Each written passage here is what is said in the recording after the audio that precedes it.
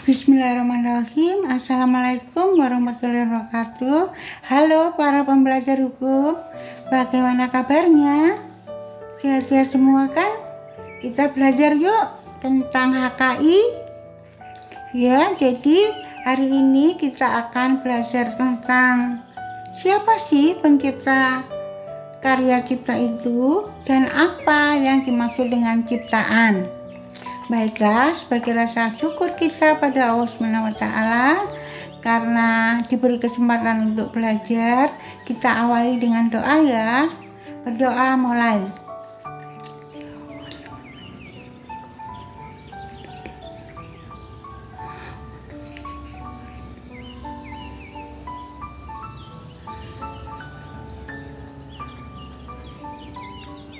Berdoa selesai. Nah, teman-teman, kalau kita sudah tahu pengertian hak cipta ya, yaitu hak yang diberikan pada pencipta yang berupa hak istimewa, yaitu hak ekonomi dan hak moral oleh negara sesuai Undang-Undang Nomor 28 Tahun 2014, maka sekarang siapa sih yang disebut dengan pencipta itu dan apa yang dimaksud dengan ciptaan? Secara yuridis ya, sesuai dengan aturan undang-undang, yaitu Undang-Undang Nomor 28 Tahun 2014. Bagaimana teman-teman? Siap untuk belajar? Siapa pencipta dan apa ciptaan? Baiklah, Ibu akan jelaskan. Jadi, pengertian pencipta secara yuridis adalah seorang atau beberapa orang yang secara sendiri-sendiri atau bersama-sama menghasilkan suatu ciptaan yang bersifat khas dan pribadi.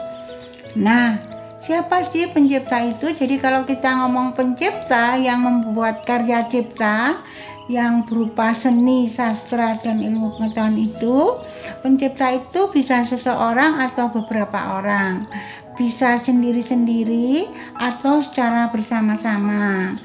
Dan ciptaannya atau karya ciptanya bidang seni, sastra, dan ilmu pengetahuan itu biasanya bersifat khas dan pribadi.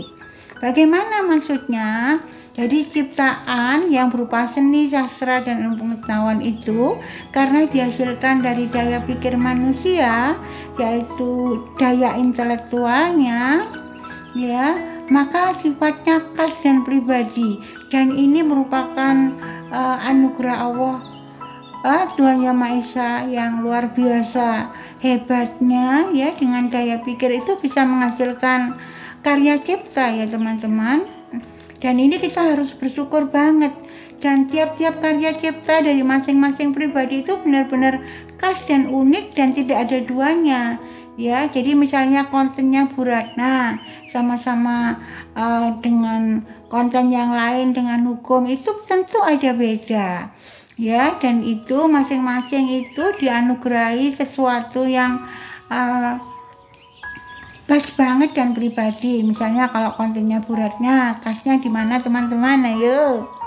Ya, dan Bu Ratna bersyukur banget, bangga banget pada Allah SWT, bersyukur banget dengan menjadi Bu Ratna seperti ini apa adanya ya.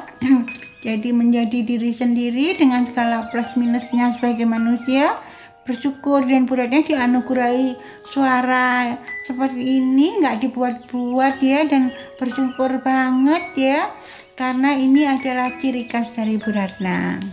Bagaimana teman-teman, bisa dipahami siapa pencipta itu? Ya, jadi pencipta bisa seseorang, bisa beberapa orang secara sendiri-sendiri atau bersama-sama. Dan sifatnya biasanya karya ciptanya itu menjadi khas dan pribadi. Bagaimana teman-teman? Kalau ingin tahu boleh beri komentar di chat ya, nanti akan Ibu balas insya Allah ya. Kemudian apa Apa yang dimaksud dengan ciptaan menurut Undang-Undang Hak Cipta, Undang-Undang tahun nomor 28 tahun 2014? Jadi ciptaan secara yuridis adalah setiap hasil karya cipta di bidang ilmu pengetahuan, seni dan sastra yang dihasilkan atas inspirasi, kemampuan, pikiran, imajinasi, kecekatan, keterampilan, atau keahlian yang diekspresikan dalam bentuk nyata. Nah, luar biasa pengertian ciptaan ini ya teman-teman. Jadi ciptaan atau karya cipta bidang seni, sastra dan ilmu pengetahuan akan diberi hak cipta oleh negara, dilindungi, diberi hak ekonomi, hak moral itu kalau memenuhi beberapa unsur. Nah, jadi ciptaan itu adalah karya cipta di bidang ilmu pengetahuan, seni dan sastra yang dihasilkan atas inspirasi. Nah, ciptaan yang bagus misalnya bidang seni, misalnya contohnya seni lukis ya, itu dibuatnya itu berdasarkan inspirasi dari pelukisnya. Ya, dia jalan-jalan ke taman misalnya, tiba-tiba dia terinspirasi dengan melihat bunga yang indah-indah, dia ingin banget melukis tentang bunga. Di pagi hari misalnya ada kupu-kupu ya di atas bunga itu, ada tetesan embun di mana di daunan dan rumputnya masih basah, dia terinspirasi ya melihat suasana taman di pagi hari dan dia ingin melukisnya. Kemudian karya itu dihasilkan juga atas kemampuan dia untuk melihat taman, punya inspirasi ya, kemudian ditangkap oleh pikirannya, kemudian ditambah dengan imajinasinya bagaimana bunga ini supaya nanti di lukisan terlihat sangat menarik ya bagi orang yang melihatnya.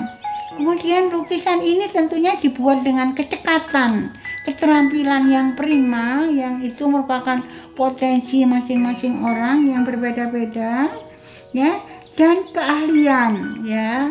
Jadi ada orang yang dianugerahi keterampilan melukis, menari, membuat puisi, mengarang novel dan sebagainya ya. Kemudian ide yang berupa imajinasi dari inspirasi, keterampilan ini dibuat bentuk nyata ya, lukisan, tarian dan lain-lain. Nah, inilah yang disebut dengan ciptaan yang akan mendapat perlindungan yang disebut dengan hak cipta.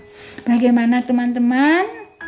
Luar biasa bukan? Ayo berkarya sebagai pencipta dengan ciptaan sesuai dengan syarat-syarat undang-undang.